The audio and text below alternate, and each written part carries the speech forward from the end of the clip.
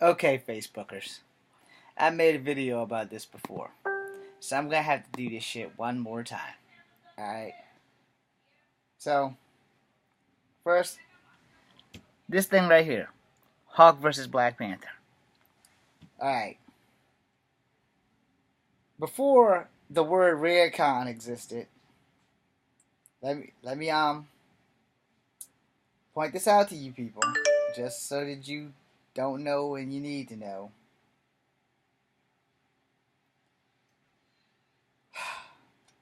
Get ready. And you guys can Google this, but you might not find anything because of the word Recon. So I'm going to go ahead and put this out here for you. First off, let me give you a list of people who have whooped the Hawk's ass that you would not believe have whooped the Hawk's ass before Reconning. Now, the only person I know for sure that is not in this list is Rookie Killer, or Fool Killer, or whatever his name is, because his book didn't even last that long, and I'm pretty sure one of the Ghost Riders beat the shit out of the Hawk too. Now, and y'all know he's really just bagging bones once he transforms. So, before Reconning, when Wolverine first encountered Spider-Man, who is actually his smallest opponent, Wolverine beat the Hawk. And the only reason that is Wolverine is a trained fucking soldier. Black Panther is a trained fucking soldier. It's not in an army, as you would say. He's the king, so he's had the best military skill training in the world, next to the United States military. Wolverine, Special Forces. Wolverine was in every war in history, except for the more up-to-date wars. And now, this is before the Reconning, mind you. So, most likely, Wolverine was not going to lose that fight. And just for the record, both of them have an accelerated healing factor at the time that they fought. Wolverine was a little bit more out of control, but he was no longer in his Weapon X stage, and he did not use the Berserker Rage that he normally uses to beat the fuck out of people. So we have that established, alright? Now let me go to Puny Parker. Puny Parker was still in high school when he also encountered the Hawk, and he beat the Hawk. Fair and square, with no weapons. His accelerated reflex might be considered a weapon. His spider sense might be considered a weapon. But he also beat the Hawk, and he is not a trained soldier. So for those who have no idea of the people who have beaten the Hawk before it was all retconned, you should take a look at the list. It is a long list. I can't remember if it was either Eric Masters or Donald Blake, one of those Thors, I'm pretty sure beat the Hawk. Again, this happens in the 60s, 70s, and 80s before that 90s, 2000 retcon crap came out. Now, there is a list of at least 20 people who are way smaller and untrained that have beaten the Hawk. Black Panther might not be on that list, but if you're going to go there without the suit, you've seen Black Panther in the movie go one-on-one with the Winter Soldier and gave him a run for his money. So Black Panther does have extensive fighting training, which would give him a tactical advantage, if not a strength advantage, over the Hawk. He's not getting my vote because of our skin color. I'm just going by straight fact before Redcon came into existence in the Marvel and D.C. universe. Now, what you fail to understand is the word Redcon basically means fuck everything you've ever read from 1963, when the comics began, to the current day, and now everything in the current day is canon and everything back is not. And whoever came up with those concepts, y'all should probably be getting kicked in the dick by Stan Lee. Because you don't change a formula that's working, but apparently they have, and I have no say in the matter. But I will say this, because it needs to be said. You know,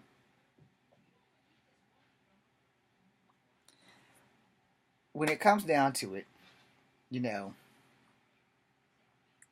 when you get down to who will win between the Hawk and freaking damn Black Panther, I'm giving that shit to Black Panther just out of pure skill. Hawk is an animal of pure strength and rage, and the madder Hawk gets, the stronger he gets. But that does not mean he cannot be beaten by a smaller opponent, being that he has been beaten by most of his opponents that have been smaller. He has never really lost to anybody much bigger than him, and he even lost to Onslaught, who was about the same size when they were both in the 7'4" range. Because Onslaught was a big motherfucker, and he was like a cell of Magneto and a cell of Xavier that somehow manifested a body and just went through the Marvel universe, fucking up superpowered humans that were not mutants. I forgot why. I guess it was like he had Magneto's mentality, but Xavier's dream. Only the dream was fucked up. Because he even fucked up the X-Men, but he didn't kill them. But he ripped Bruce Banner out of the Hawk, which was never done by anyone. So, if we're going by that, I'm going to say that off the bat, right off the record, all Black Panther has to do is just take one good hit from the Hawk and survive it. His vibranium will circulate and recharge it up and amplify, and then he can knock the Hawk clean out. The question is, will the suit hold up to one of Hawk's thunderclaps, and will it hold up to one of his straight up mega punches? The answer is yes, it will. Vibranium works on a simple of impact structure. Vibranium is not adamantium. Adamantium is unbreakable and unfoldable or whatever, but somehow the only person outside of Magneto who could manipulate it is the guy that put the adamantium skeleton in Wolverine, who was a Canadian guy who had a Japanese wife, who had a Japanese daughter, who would later become Lady Deathstrike. I'm sure all that shit's been retconned by now, but anyway, that being said, vibranium works on the harder you hit it, the harder it will bounce back to you. So, let me repeat something that you may have missed 4 seconds ago. Hawk gets angry, he gets stronger. If Black Panther can absorb one of Hawk's hardest hits and return it, or better yet, at the same time as Hawk hits him, he transfers it right back into him, he will probably knock the Hawk clean the fuck out. Now, if you're going for like a quick kill, Black Panther probably would do it. And let's not forget, Black Panther does have retractable claws on his suit. That is not retconned. And he had it in all of his other suits as well. Not just in the movie, but in the comic, he also had it because he could scale walls and shit like Spider-Man, but he couldn't stick there. You know, he had to, like, dig in. Vibranium made it easier for him to dig in and stuff like that. And if you've seen when he fought against the Winter Soldier and those claws scraped that damn vent, you know, for the Winter Soldier, yeah, I'm doing an X-Men thing or Marvel thing with a Superman shirt on. I know, don't point that out. But anyway, that being said, it's a whole lot easier for the vibranium to transfer the power right back into the Hawk.